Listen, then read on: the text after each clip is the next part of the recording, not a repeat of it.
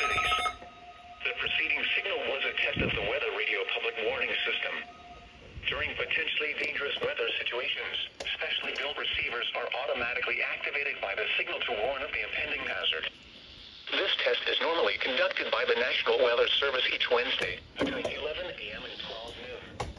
If there is a threat of severe weather, the test will be postponed until the next available non-severe weather day.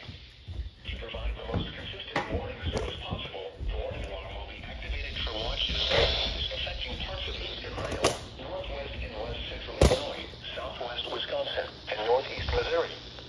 This concludes the weekly test of the Weather Radio Public Warning System.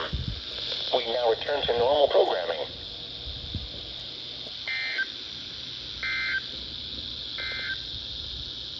11 a.m. It's either rapid